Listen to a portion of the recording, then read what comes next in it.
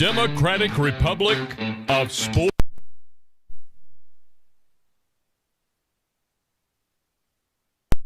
The Sportsocracy with ESPN Asheville hosts Tank Spencer and Jeremy Greene. Welcome into the Sportsocracy. Tank Spencer and Jeremy Greene with you in the Wicked Weed studio, wickedweedbrewing.com. Drink different. Yeah, I think the camera shifted a little bit. I think it did. I think it did move. Something is awry. Should have looked at that before we went on the air. But hey, it's a Tuesday morning, and it is what it is. You live and you learn. Yeah. There it is. There you go. Center. Yeah, center mass. Now we're good. We popped up and I went, holy shit, I'm in the center of the screen. Yeah, not very good. But, we are live in the Wicked Weed studio, wickedweedbrewing.com. Drink different. I'm Tank Spencer. He's Jeremy Greene. We got a lot to get into today. We got to talk about the Seattle Mariners guy. Do we have to? We got to talk about him again because, yesterday I was saying, he's using him as the example of people are apologizing too much.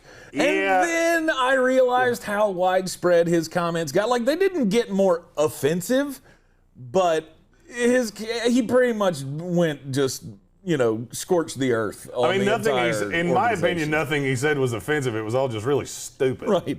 Well, that was the thing. That was the original reporting on this, was that it was, offensive that he would bring up the fact that some players can't speak English well. And I just don't understand why you would say it. It's not like anybody asked. No, they did. The Rotary Club asked them about what are you doing to help these players that can't speak English very well. And he went into it and started talking about Hideki Iwamura, that we had him on the payroll for a long time, and we're bringing him back as a Japanese scout. And I just had to break down and tell him, I'm sick of paying your interpreter. They were paying an interpreter $75,000 a year to follow him around and translate everything. And then he said, when we told him we were tired of paying his interpreter, his English got better, which is, it's I like honesty as much as the normal, as much as anybody. But there is a thing as too much honesty. Just don't be a dick. Just don't be a dick. I think that should be a new tagline for the show. Don't be a dick. Is that not the hashtag today? You didn't think that? No. No. I should have. Yeah. That's on me. That's on me. We had the NBA, and he said after the game, I know more about basketball than Jay Billis. Can we stop the narrative that they're not better without Jalen Johnson? They're 6-0 without him. Right. Him playing minimal minutes in the first three of those. Uh-huh. This is no longer an opinion. It's a damn fact. Right. So you can be offended all you want to, but it's true. I just love that, Jim Boeheim is, he's never been a guy to mince his words. When they were talking about having the ACC tournament in Greensboro, he's basically said that's a podunk town, and I don't know why we keep having it there. Yeah, he's still wrong about that. He is wrong. That's still the best place to have the ACC tournament. Yes, he is wrong about that. But he's never, he's not usually one to pull punches. He's 89 years old. He's gonna say what he wants to say. He's not 89. He's at that point, he's like your old grandpa. He doesn't give a shit what you think. This is how it is. And when he said Duke is better without Jalen Johnson, believe him. And Duke took Syracuse to the woodshed last night. Yeah, I might have bet that one. Sacred time? Well, I might have put a little wager on that one. Well, Duke was a 6-point favorite in that game, and usually when there's trash talking going on and you got the better team that might be a little pissed off, I think there's a good chance that they're going to cover. I would have been undefeated last night, except the Jazz decided they weren't going to miss a three for I don't know, 2.5 quarters. Just not going to miss one. Yeah. They absolutely killed the Hornets last night, 132-110. It wasn't pretty. That was the one game I missed. They were laying 12 in that half. game last night? 12 and the hook.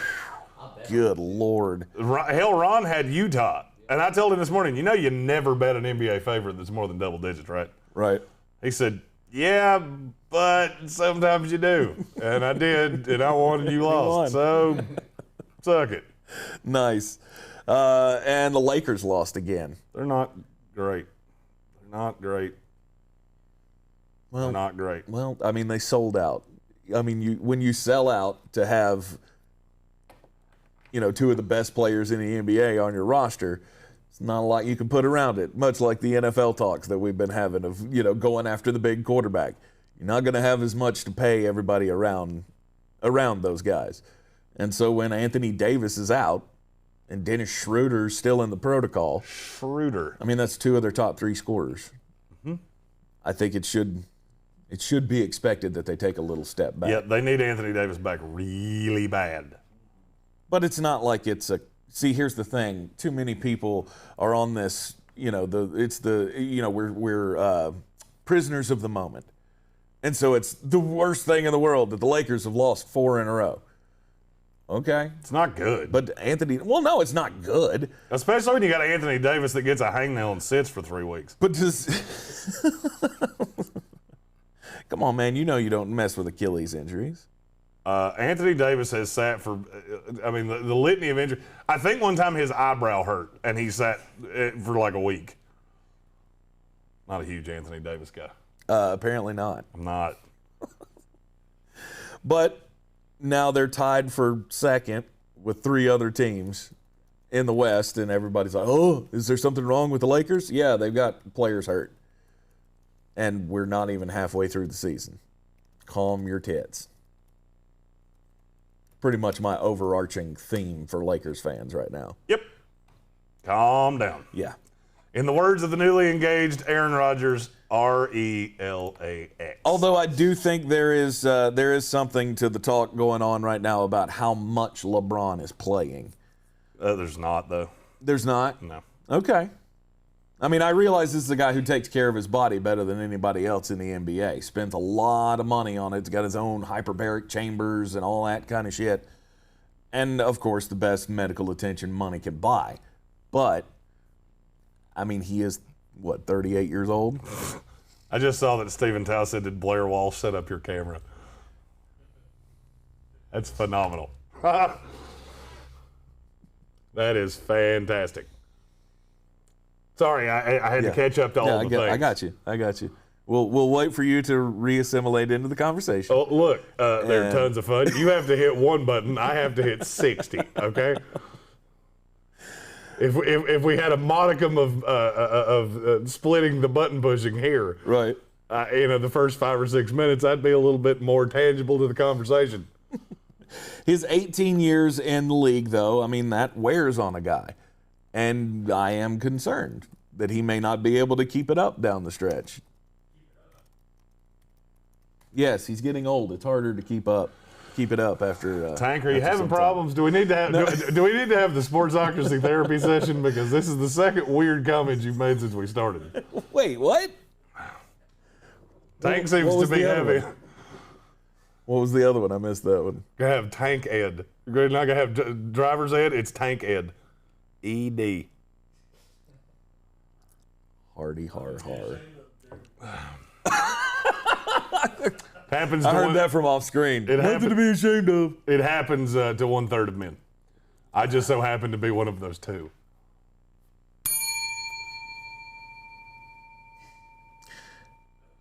I don't know where we're going here. Yeah, it went over my head. Anyway. Yeah.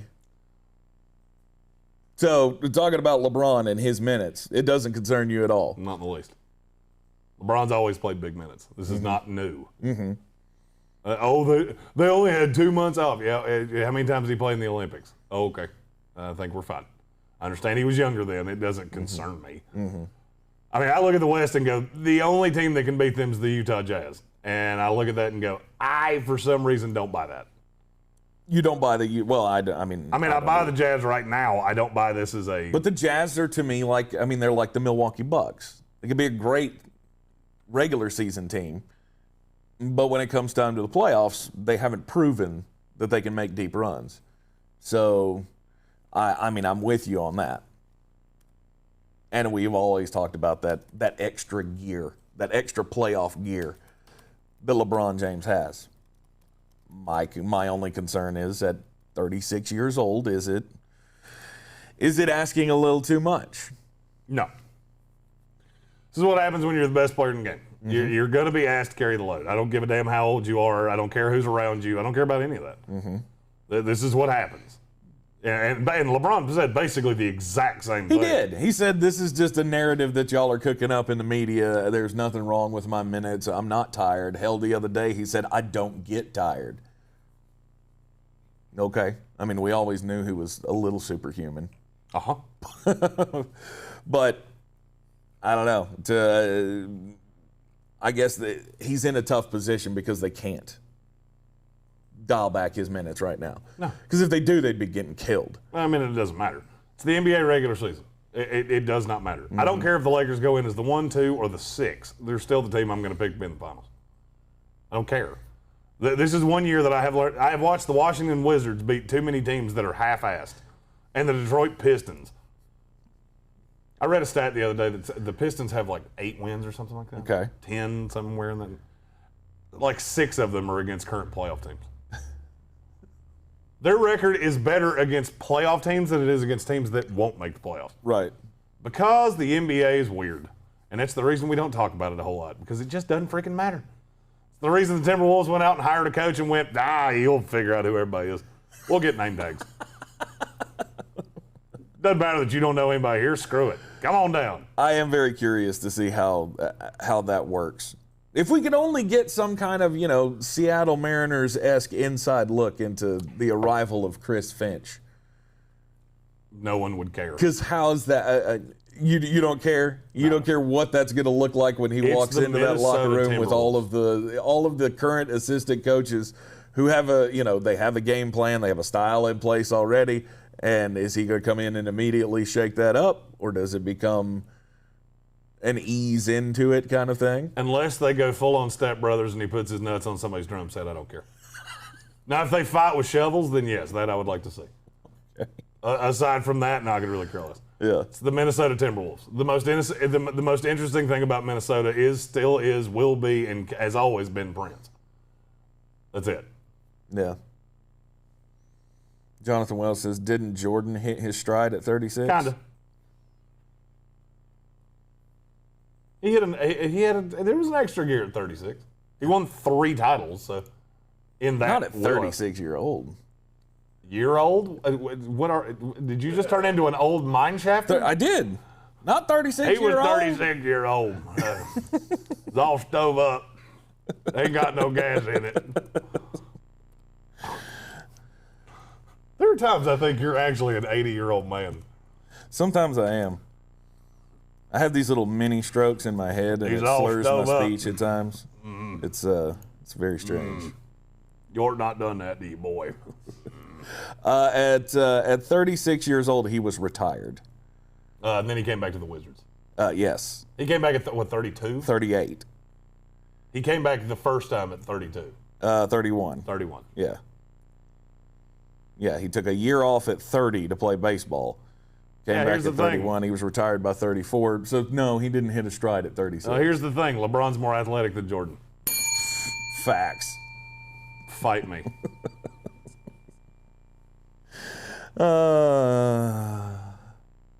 I'm not going to fight you. I was about to say, now is your turn to talk. You're completely right about that. So I have nothing to fight you about on that one. But the Wizards winning 127-124, that gives them 5 straight wins. Uh-huh. It's their longest winning streak in 7 years? Yeah, they didn't mean to. The Wizards are proof positive that teams can actually win games in the NBA by accident. Yep. Good on you for nailing Kobe White having a night last night as well.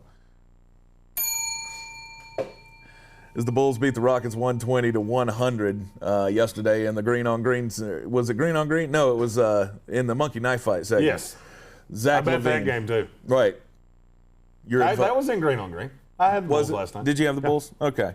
I just remember you saying Zach Levine is not going to have a big night. It's going to be a Kobe night. And good for you for getting that right.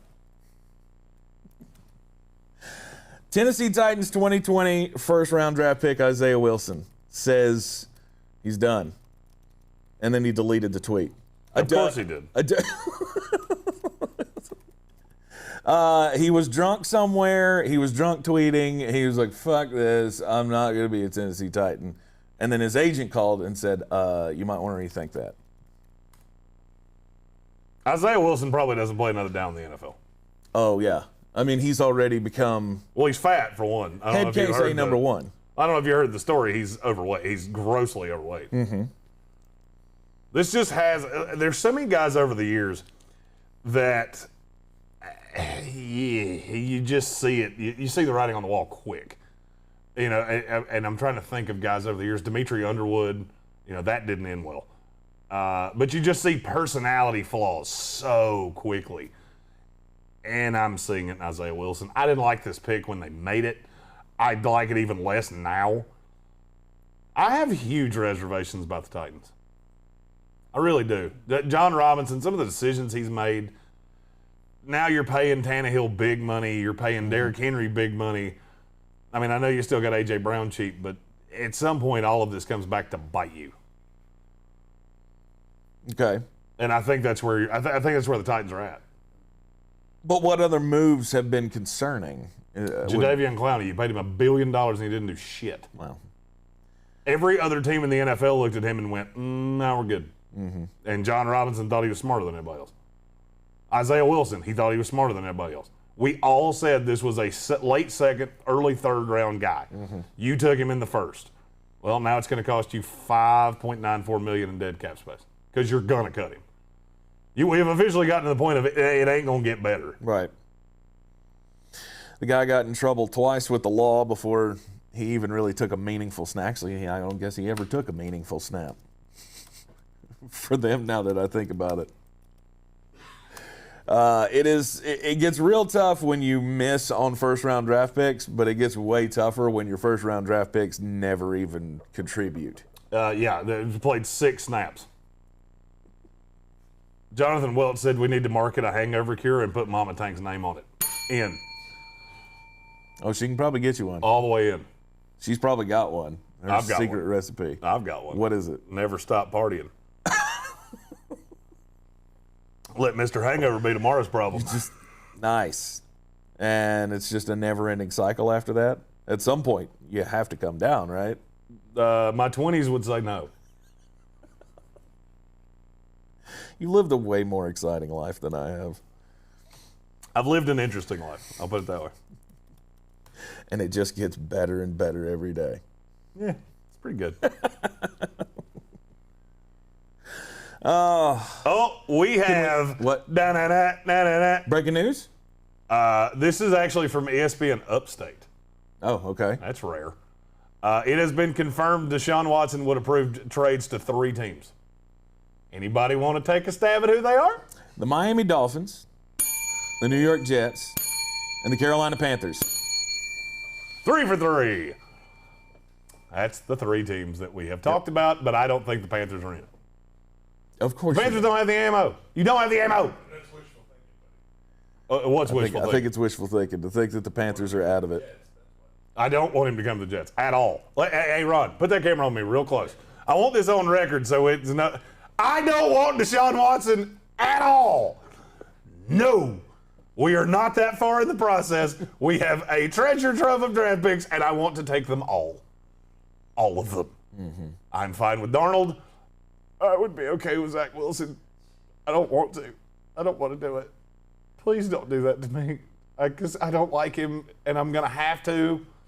And it's not Baker Mayfield level. Yeah. But there's things I don't like, and I don't want to. Is this still about the entitlement stuff that you were hearing about? Yeah, there's too much smoke there. And our draft offseason previews start today with the Tampa Bay Buccaneers and the Jacksonville Jaguars. So we'll be doing a lot of draft things. I'll get into the Zach Wilson thing further. There are things with Zach Wilson that bother the piss out of me. And it's not just his frosted tip. That really bothers me. The last person that had frosted tips and pulled it off was Danny Graves. So, who's Danny Graves? There's probably one person in the comments that knows who Danny Graves is. He was a reliever for the Reds in the early 2000s. Got you. There's a picture of me with frosted tips that none of you will ever find. And if you do find I it, still swear to God I'm going to find that one. no, you're day. not. You know why? Because my parents love me, and they won't expose that. And I think they're the only ones that have it. Yeah.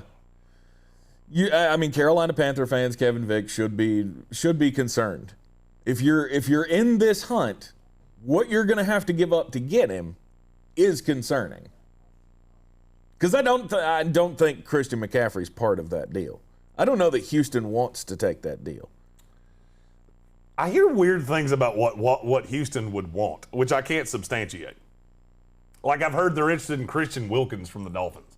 Okay. Why?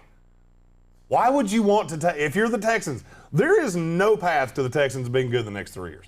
None. There's not one. Mm-hmm. Short of, the other 31 teams decide they want to play hockey. There's nothing. There's nothing there. So why would you take a guy that you've already lost 2 years of the rookie deal? Mm-hmm. This doesn't make sense to me. But I am starting to think that this deal for Watson is going to look stranger than we think it is. Mm-hmm. With players, not picks. Well, it's already been reported that they want 2 defensive starters. Well, they're not getting that from the Jets because the Jets don't have any.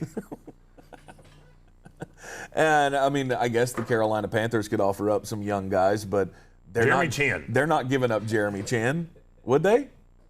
For Deshaun Watson, they would do everything short of give Houston half the stadium. Not if they had to give up a whole bunch of picks with it. Yeah, they would. Really? Oh, yeah. The players' side of this, all right, let me ask you a question. Which is more valuable? Players already on the roster or picks? Which would you rather have right now? A mid-first-round pick in this year's draft or Jeremy Chin? Yeah, I think Jeremy Chin. It's a pick, and it's not close. And Really? every team in the NFL feels that way. Really? You've lost a year on the rookie deal already. He's he was a second-round pick, so you only get 4 years of him anyway. Okay. So you're going to have to pay him a year earlier, and it's not he doesn't necessarily fit your scheme. Picks are more valuable than players are, period. Unless they're elite level players. Right. And there's not a lot of those. Okay. I'm more of I'd rather have the known commodity guy. Well, you're different from every GM in the NFL. Okay. There was literally Kevin Vick said Shaq Thompson's unfollowed the Panthers on Instagram. My God, do I hate those stories so much. Oh, they don't follow each other on Instagram anymore. A lot of people don't follow me on Instagram anymore. Although you can follow me on Instagram, at Greene ESPN. I'm going to learn how to use Instagram. I don't know how. That's the one social media I never learned. You just got to take pictures of yourself and see, I'm ugly, and why would anybody want to follow that? Thank you. No Instagram. I just never learned how to do it. I don't get it. I've tried to get hot wife Amy to explain it to me multiple times, and she starts, and then there's just a glaze in my eyes that she distracts me, and away we go. I think I took one picture on Instagram and couldn't figure out how to put a caption on it and went, fuck it. And just Tank's one of those people that takes a social media picture and it's real close like this. He does the old man thing. You have the same profile picture. There's 9 of them and it's taken from right here. I don't take selfies either. I've been highly criticized by my entire family because I don't take pictures of shit. I take pictures of food. I take pictures of Wicked Weed beers everywhere I go. By the way, the diet is coming back. It's just slow. I have to have happy in my life. I'm eating fruit for breakfast, which does give, Ron had a good point. It does give you a lot of energy. But you're still hungry. Mm-hmm. You can eat a whole bowl of pineapple and still go, well, that was fun. Yeah. And now? What now? Back to the conversation, though. David Tepper is a very smart guy. Mm-hmm. He is a very successful guy, and he is a guy that will go all in. So there's there's almost no limit to what I could imagine they would offer to get Deshaun Watson. Because we all know that the picks don't stack up. We can all look at the sheet and go, yes, 2 is higher than 8, 3 is higher than 8. We get it. However, I don't know how deep he's willing to dig for this. It doesn't matter. It does not matter. This is the thing I keep trying to. Nobody wants to listen to this. All right, so 8. Do you know what it would take with 8 to get to 2? 2 more ones? Yeah. It's universally known. So the Texans know that too. They know 2, no matter who the player is, 2 is markedly more valuable. You can have anybody you want. So if the Texans fall in love with Zach Wilson or Justin Fields or Trey Lance or whoever, they know they can get him. They know they can have whoever they want right there. Somebody had asked me on Darnold news. I'm not completely willing to say he won't be the Jets starting quarterback next year. I'm 97% sure. There's about 3% of me that thinks maybe they don't get the offer for Watson's too much. Right. They don't fall in love with Zach Wilson and they roll it back. I am finding that very hard to believe. It is getting more and more difficult for me to believe.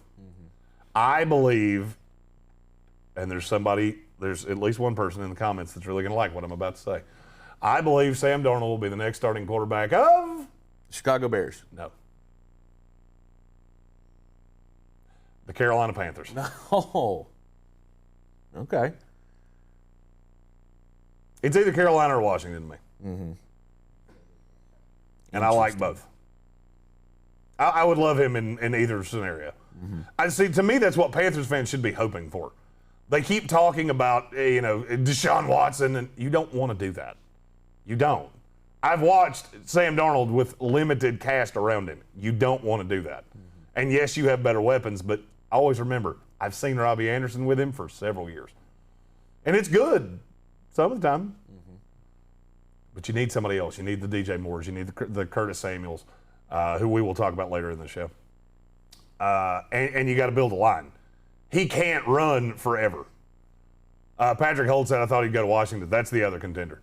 He's going to the NFC. If you're an AFC team, you're not getting Sam Darnold. I can tell you that much. My spicy hot take is the Jets will not trade Sam Darnold within the AFC. I don't care who it is. Because they are scared to death they're going to trade him, and he's going to be really good. I'm still concerned about Sam Darnold. And it's because I have a little place in my Buccaneer heart for the Carolina Panthers that it would concern me. Of Sam, As well it should. Right. I mean, he's unproven. He's not unproven. He's not. Let me ask you a question. How much older is Sam Darnold than Joe Burrow? 0 years. Yeah, it's not even a full year. It's 6 months. The kid started for 3 damn years. He's got a lot of game experience. He's learned a lot, and he's still 23 freaking years old. He'll be 24 before the season starts. This is about as good of a player as you can, as good of a young quarterback as you can procure. I think whoever gets him probably is going to get a really high grade for me on the offseason. But is he the guy? You talk over and over and over again about unless he's the guy, you don't give him the contract or you don't go down that path. Is Sam Darnold a guy who can get you a title? I believe so. Really? I believe so. I don't know that there's anything that I've seen from him over the last 4 years that makes me believe that. Okay, let me ask you a question. Over the last 3 years, how many plays of Sam Darnold have you watched? Percentage. I'd probably say 2. Mine's 100. I've watched every snap he's ever taken in the NFL. I understand that. His good is really, really, really good. Not But it's bad. Corey said I'm a homer. I'm a homer that's sitting here telling you we're getting ready to trade him away. But how bad is his bad? That's my concern. I think his bad is what everybody would do behind that offensive line. I can show you, literally, I can do a clip bit to put out on Twitter of this is what he has dealt with. Getting to the top of a 5-step drop and having 2 dudes from each side on top of him. He's had 1+ offensive lineman in 3 years. And that guy couldn't stay on the field. Well, I mean, Carolina's not really known for their offensive line. That's kind of one of the things that concerns me about it is there are so many so many other holes to fill for the Carolina Panthers that, I mean, if you're going to get a quarterback, either I want the developmental guy who is of which Darnold fresh can on be a rookie year, Darnold can be a developmental guy, but fresh on a rookie contract. I don't want to have to make a decision on Sam Darnold in 2 years that's going to pay him $30 million. I don't think there's any path that you wind up paying him $30 million. All right, let me put it this way. All right, so you got him 2 years on a rookie deal. Okay. This is the difference between the Panthers and the Jets. The Panthers have no path to a prospect this high end. There's not one. Because if there's anybody that feels that way about any of these guys, then he won't be there at 8. Mm-hmm. So you get 2 years of Darnold, one at $7 million, one at $18 million. So you're paying $25 million over 2 years. If you have to pay him $30 million 2 years from now, you have your franchise guy and he's 26 years old. Fair. That's a fun problem to have. If not, you let him walk. Mm-hmm. Let somebody else sign him. Yeah. And then you have the Deshaun. There's no downside to me looking at what Washington and Carolina, in terms of a full roster, are further along than the Jets are. Mm-hmm. The Jets have the capital to catch and surpass both of them, and the money. They don't have that. Right. So if you tie yourself to Darnold, you're taking away part of the money, not all of it, but some of it. And then you have the Deshaun Watson situation, which we've talked about. Is you get him, and he's being paid $40 million next year. Immediately, it makes it unsustainable to be able to put anything around him. And Mm-hmm. if you're already having cap problems, which the Panthers are. They're not 31. in problem. Okay, they're not in problem. They don't have a problem, but they will. They don't have bad numbers on their cap. The problem is that two of your better players from last year, Taylor Moton and Curtis Samuel, are both free agents. Yes. So you need to find a cheap solution. You need to find a way to not pay Teddy Bridgewater. Yeah. Well, there's one of those. His name's Sam Darnold. Okay. I mean, I'm not saying it's the worst decision ever. I'm just saying it gives me a lot of pause that I don't know that this is the path for the Carolina Panthers. But, they're going to go all in, I have no doubt. And they'll try to get Deshaun Watson, but I'm still with you on Jets or Dolphins. Matthew Hoffman said do it when I talked about sharing packages on players on Twitter. I'm going to be doing that starting in about a week. At Greene ESPN on Twitter. I'll be prospect breakdowns, and nothing too over the top, but there are guys that I fall in love with every year, and I can tell you there's about 20 of them already. Mm-hmm. And I'm only through about the third round. I'm through about the top 15 at every position. I haven't gotten real deep yet. Yeah. I mean, I know who the guys are, and I have them ranked currently, but opinions can change. And we will be doing our draft podcast right here. We made that decision yesterday. This is one we actually talked about before I said it on. Yeah, one of the few times. Speaking of, are you ready to start with the draft analysis? The draft prep? Oh, this is off-season prep. It has something to do with the draft, but this is the full off-season for these teams. Whatever. What teams are looking forward to in this offseason? Yeah, and we're going to do this for every team today, and we're going to go in forward and reverse draft order. So we'll do two a day, starting with the team picking first and the team picking last, which means, unfortunately, you get like 6 minutes of insufferable Tank Spencer talking about the Tampa Bay Buccaneers. I figured we would swallow the frog and get this out of the way early. Yeah, that's why you did it. It's 100% why I did it. That's 110% why I did it. I figured if we didn't announce this and nobody was like super excited and then they found out, oh shit, we got to listen to Tank talk about the Bucs for 7 minutes. All right, well, let's start with the Jacksonville Jaguars. They got the number 1 pick overall in the draft. They have 4 picks in the first 2 rounds, and they've got a lot of money to deal with. About almost $78 million. They made a decision on Tyler Eifert to decline his team option yesterday, which means their actual cap is about $83 million. This team's got a lot of money. Question is, what is Urban Meyer going to do with it? And you're going to hear a lot of things. They're going to be in on everybody. The Jaguars, the Jets, these teams that have a lot of money, they're going to be in on everybody because you're going to see some values. Let me ask you a question. Von Miller. So Von Miller's a premier pass rusher in the NFL. Yes. He's also 32 years old. Yes. Team option declined by the Broncos. He's going to be a free agent. How much do you think he gets on the open market? 13? What would you say the APV on Von Miller is? 13? I think you're too high. Really? I do. I think you're too high. I thought I was shooting it low. I think you're too high. I think, Matthew Hoffman asked me in the comments, what do I feel about Urban Meyer? I don't know. College coaches going to the NFL have a god-awful track record. The thing about Urban is that Urban was always more of a pro coach. That's why he got in trouble in college. That's why he had a team that had 42 some odd players that got in trouble with the law because he allows you to do a lot of things. That's the one reason that I think this could work. This is a guy that recruited Aaron Hernandez, who had every red flag you've ever seen. Now, granted, did we know it would go the way it went? No. But his recruiting profile said, this is not a good guy. This is not a good guy. He was recruited by UConn, Florida, and a couple other teams because so many teams said no. The personality scares the shit out of us. Urban's never had that problem. He lets players be players. He gives a lot of leeway.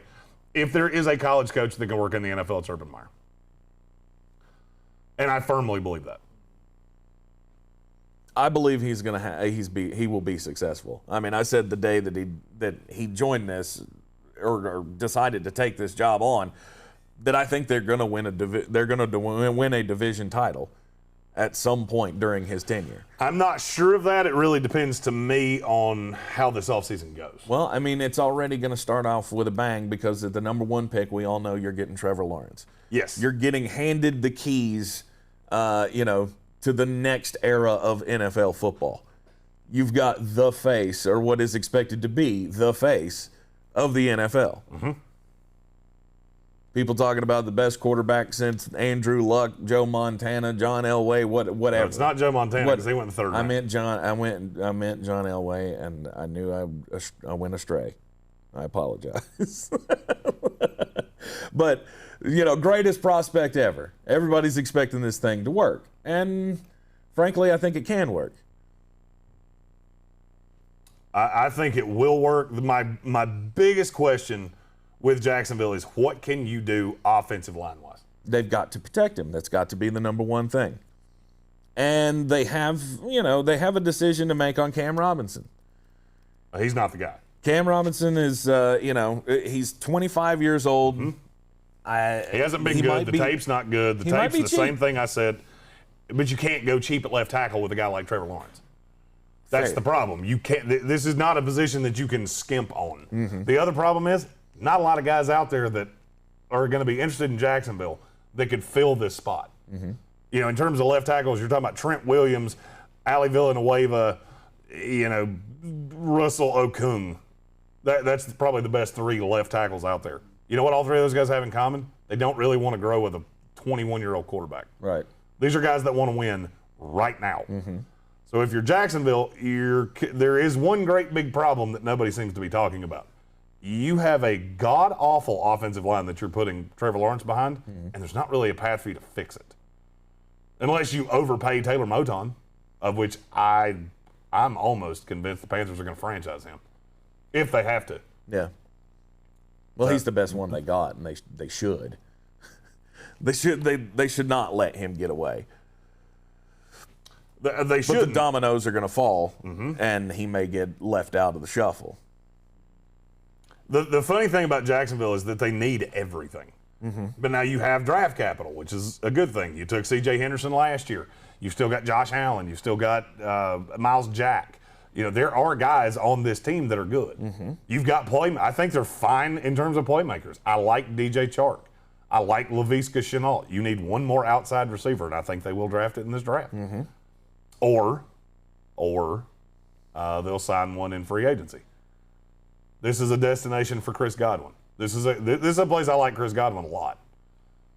Because Laviska, everybody says, oh, well, they've already got a slot guy. Why would they want Chris Godwin? Well, because Laviska can be a lot of things. Yeah, Laviska's a utility player. Laviska can do a lot of things. He's not pigeonholed into being a slot guy. Right. He was last year because the only other slot guy they had was D.D. Westbrook, who was a disaster. I think that's not a problem now. That's definitely going to be the path to find another weapon. They'll probably draft another running back. Alex Sanders said something that he beat me to the punch. There is one guy that they could go get. It's going to be really expensive. It's Orlando Brown. Yeah. They have the money to pay Orlando Brown as a left tackle, and I think they will. This is the minute I heard Orlando Brown had demanded a trade or requested a trade, whatever you want to say. The first team I said, and he can vouch for this, was the Jacksonville Jaguars. Yep. I don't care what it cost. I don't care if you have to give up your one, the second one, the 25. I don't care. Give it up. It's worth it. Absolutely. I mean, you're going to have to pay the guy, and I get it, but you got money. You pour as much money into the offensive line as possible. Well, you've got pieces. They do have a couple guys on the offense. Brandon Linder is a good offensive line. Right, but on the interior, both of their tackles are not good. Yeah. A.J. Cann's pretty good. I think they should look into bringing him back as the second guard. But you need two tackles. Right, because Jawan Taylor hasn't panned out yet, but he's young. He is young, and he hasn't been as bad as people think he is. Jawan Taylor was some of his, you have to be really careful when you look at these Pro Football Focus grades because they don't take everything into account. You had two quarterbacks in Jacksonville last year that held the ball longer than damn near anybody in the league. Who's that going to play poorly on? The weak side tackle. Yep. Because they're going to help to the premier pass rusher, especially when you have a bad left tackle, that they had to help a lot. It's going to play poorly on Jawan Taylor. The tape on him is not that bad. And his pass blocking grade did drop this past year, 18 points. It did. I mean, it did. So there's obviously room for improvement. The targets that I wrote down for them as far as the offensive line goes are Trent Williams, which, I mean, that would be a long shot in the dark. Maybe you can offer him the most money, and he comes in to be the the anchor of the rebuild. You'd have to grossly overpay for him. And I don't see I mean, that that's something the Jacksonville Jaguars absolutely I could see doing. Yeah, but I don't see you doing it for a 33-year-old tackle. I think he goes back to San Francisco anyway. But he's the best. My thing here is he's the best option on the table. He is, but he's not an option to the Jaguars. Taylor Moton is the other one.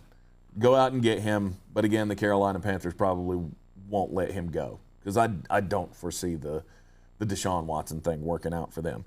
And then trade for Orlando Brown because he is a guy who was a right tackle this past year, had to fill in at left tackle when Ronnie Stanley got hurt, played fantastic, and now he wants to be paid as a left tackle. And it just makes too much sense to match him up because after what we saw this past year with Joe Burrow in Cincinnati, you cannot let that happen. You don't want to lose any of the years of Trevor Lawrence. Agreed. One thing I will say, before we move on to the other team we'll be doing today, watch them take a tight end.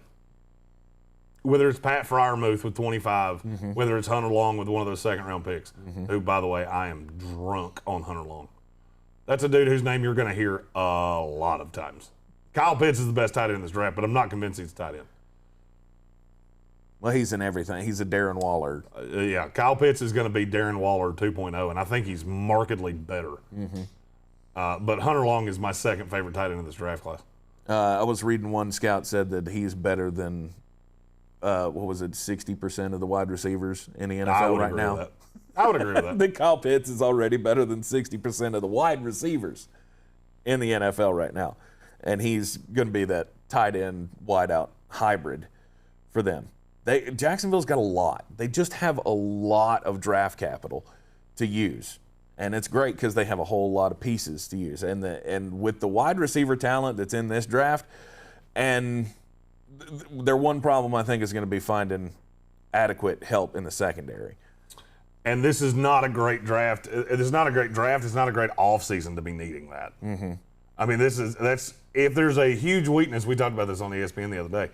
If there's a huge weakness in this free agent class, it's at corner. Because it's just not a good one. I mean, I could see them really trying to make a play for William Jackson.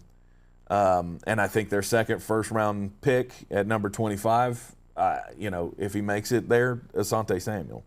Asante Samuel's going to make it there and markedly further than that. Really? Asante Samuel's not a first-round pick. Oh, Not really? even close. I thought he was. I like him in the right scheme. I don't know what the scheme's going to look like for the Jaguars. And the problem with Asante Samuel is if you have a scheme that's good for him, it's not good for C.J. Henderson because they're completely opposite guys. I like Asante Samuel Jr. a lot. I don't know that I like him on the other side of C.J. Henderson. Okay. So is there a cornerback that you think could be taken at 25? Since I'm off on the evaluation of him. One that J.C. Horn? J.C. Horn won't be there. Eric Stokes from Georgia. That's too high for Eric Stokes, in my opinion. Okay. If there was, it's so hard because you've already got one guy that's locked in. So you're trying to find a guy that can be on the other side. In my opinion, there's only one, no doubt, top 16 in the draft corner in this class, and it's Patrick Surtain. He will be long gone by the time the Jaguars pick. Then you get into a lot of J.C. Horn, Tyson Campbell, Caleb Farley. I mean, if Caleb Farley fell, sure. I think Caleb Farley would be ideal. I just don't see any path that he's going to be there at 25. I think it's more likely that they try to address it with William Jackson scares the piss out of me, but they might throw money at him. It wouldn't shock me. Yes, it is Asante Samuel Jr. His dad didn't come back and try to play again. I think there's a lot to like about Jacksonville. There's a lot of excitement that should be had about what's getting ready to happen for the Jacksonville Jaguars because they do have the money, they got the draft capital, they're getting the quarterback, and they already have a very well-established wide receiver core. It's not as well established as you think. They have two guys. DJ Shark, Laviska Shenault, That's it. and that Colin Johnson. Yeah, but I think he's an up-and-comer. He's okay. Okay. I don't know that I would count on that. I think he's a good fourth receiver, a red zone target. He doesn't do much to separate. Yeah. I like Colin Johnson. I'm not trying to denigrate the kid. All right. But in terms of having, if Jacksonville goes in next year with Shark, Laviska, and Colin Johnson as their wide receivers, when they had this much money and this receiving, the free agency class has this many quality wide receivers, you did it wrong. It's a failure. Yeah, you did it wrong. Yeah. They got to get a veteran wide receiver, and they've got enough to draft two wide receivers in the draft. No, I don't know that you need to go that far. They have a lot of needs. This is not really a double up on things teams. Double up on things team. But I could see them. I don't think the receiver they wind up with is going to be coming out of the draft. I'll put it that way. Okay. Tampa Bay Buccaneers, the defending Super Bowl champions, fire them cannons. By golly, put more powder in those things. I knew I should have deleted that. I should have seen that coming. We're going for two. There's big free agent decisions to be made for the Tampa Bay Buccaneers. Depending on the figures, they've got between $13 and $30 million in salary cap space. They may try to create more. I think the restructuring thing is the best path right now because I think the last I read we had like 8 guys that could be restructured to create up to like $15 million in space. It's 3. It's 3? Really? It's Mike Evans, Ali Marpet, and Cameron Brake. That's about all you got. And Tom. Tom's non-restructurable. There's only 1 year left on the deal. You can extend him. Yeah, that's not restructuring. That's been if I'm going to teach you one thing going into this offseason, that's not restructuring. There is a difference. Now you can extend a guy, but you're kicking the can down the road. That's what happened to the New Orleans Saints. The reason they're $100 million over the cap is because that's what they did. I don't think the Bucs are going to be doing that. Doesn't make any sense because you can destroy this team for 5 years to make a run at one more title. And you're not able to bring all these guys back. That's worth it. Not to the level of the Saints. The Saints are going to suck for 10 years. So the Saints right now are working as a cautionary tale to every team in the NFL. Right. Of you cannot, the Eagles are the same way, by the way. Right. You can't do this. So. Big free agent decisions. Shaq Barrett, he's got to come back. I think that's the one thing the Super Bowl proved to us is that pass rush has to be kept intact. And that should be the number one priority. I love Chris Godwin, obviously, but I think he's got to go. I think he's going to be the odd man out on all of this. Because I'd also like to see them secure Levante David and finish his career out in Tampa. No, that's not going to happen. You don't have money. And straight up. Mm-hmm. You're going to franchise Shaq Barrett. If I had to guess, I would say you're going to franchise Shaq Barrett, and then you're going to see a whole mess of turnover on this roster.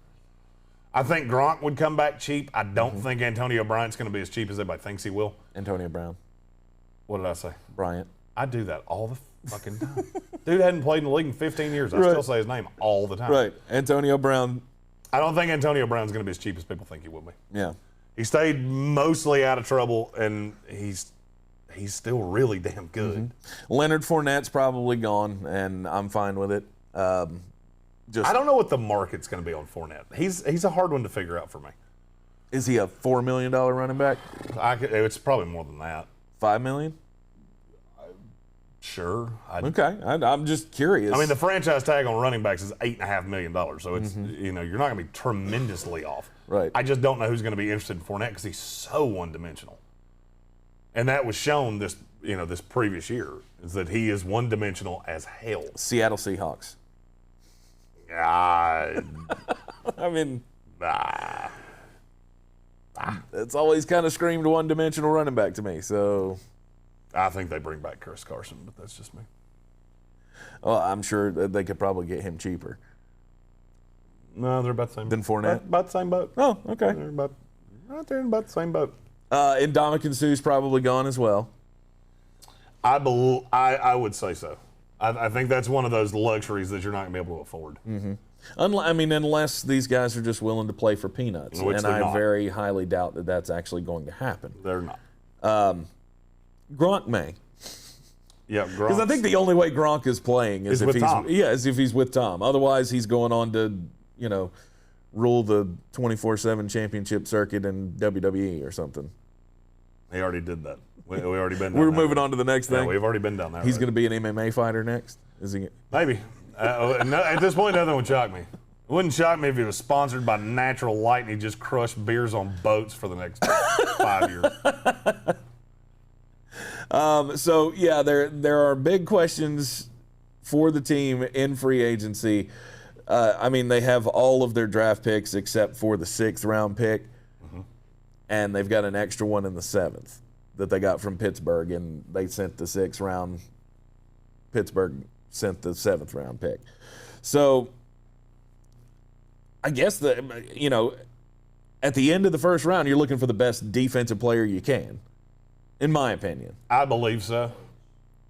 Yeah, you're going to be looking for Azeez Ojulari or Azeez Ojulari ain't going to be there. He ain't going to be there at 32? No, he ain't going to be there. So you can hang that shit up. I was hoping everybody's going to sleep on him like you were. It's not, but you also don't need an edge guy. You're going to bring back Shaq Barrett, and Jason Pierre-Paul's already under contract. That's not where I see you going. Right. If I had to make a wager on where they go, you're going to have a second interior guy on defense. Absolutely. I mean, if Christian Barmore somehow fell that far. A lot of mocks have him. And they're wrong. Tampa. They're wrong. He's not going to fall that far. They're going to see the tape. They're going to see the same thing I saw. Mm-hmm. Very rarely do you see guys win defensive MOP of the national title game. And, we slept on him. It's kind of hard to sleep on Alabama guys. Just throwing that out there. Right. I'll tell you a guy, and I don't say this guy's name really well because I haven't gotten my pronunciation guide yet. You'll know when that comes to all the people that do what I do because all of a sudden I'll be able to pronounce everybody's name. Levi Onzowerki. Mm-hmm. I like him a lot. And he fits your scheme. He's a little undersized, but next to Vita Vea, he's mobile enough that I like the fit. Okay. It's a guy I could see that happening. I think you're right about the interior. They also need to, I think they got to do something about the secondary. I agree. But they're in that same problem that Jacksonville had, though. What's that? You get to the end of the first round, and there's just a shitload of guys that, there's a lot of Sean Wade down there. Right.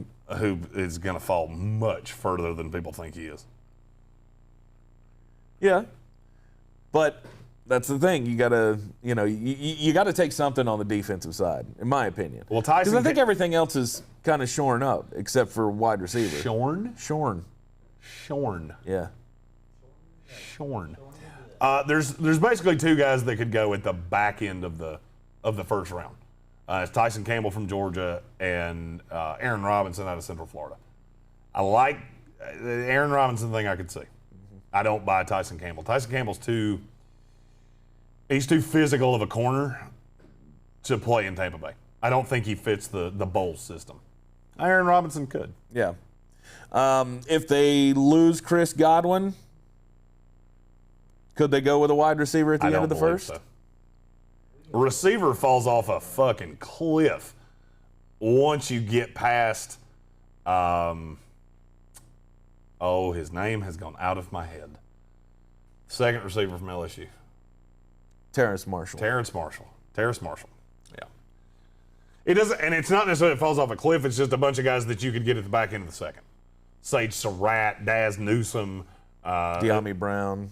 De'Ami Brown's a little lower. But you've got, I think they will take a receiver. I just don't think it will be early. Okay. I could, again, I think this class is pretty loaded. There's a lot of talent in this wide receiver class. It's not nearly as good as last year. People are going to try to compare the two, and it's not accurate. I think there's a lot of very quality third receivers. Where do you have Amon-Ra St. Brown? Is he in that top tier, or is he under? That's Amon-Ra St. Brown's a guy that Terrace Marshall. I'm not allowed. I have in my head a Terrace Marshall. Okay. That's not really a guy I'm allowed to talk about. I'm so drunk on him that until the rest of the world catches up, I don't think I should speak on him. He's my dirty little secret. I have Amon-Ra St. Brown in the top 20. So okay. I think he's an impact guy. Right. I think the MO for the Tampa Bay Buccaneers is just going to be try to keep what you can keep from the Super Bowl team, but you have to focus on what won you the Super Bowl, and it wasn't Chris Godwin. It wasn't, obviously Tom Brady and the wide receivers helped, but this was all about the defense. You were able to pull off the shocker of the century against the Kansas City Chiefs because you did something to them that nobody has done, and that's make Patrick Mahomes look like he's mortal. And you got to focus on the defense first and foremost. Tampa Bay's main goal is going to be to keep this team together and fill holes where they can. Yep. This is a team that this happens every year, and it's so undersold. They're a team that I could very easily see trading back from 32. 32 is one of the most valuable picks in the draft because you get a fifth-year option on a guy that you pay like a second-rounder. So they have so many holes, and there's not necessarily that many guys that I look at and go, you could be a day-one impact for Tampa Bay, that I could see them, moving back, acquiring extra pieces for bottom-of-the-roster depth, which I think you're going to see a lot of that in Tampa. You're not going to see that many of these guys take big pay cuts to play with Tom.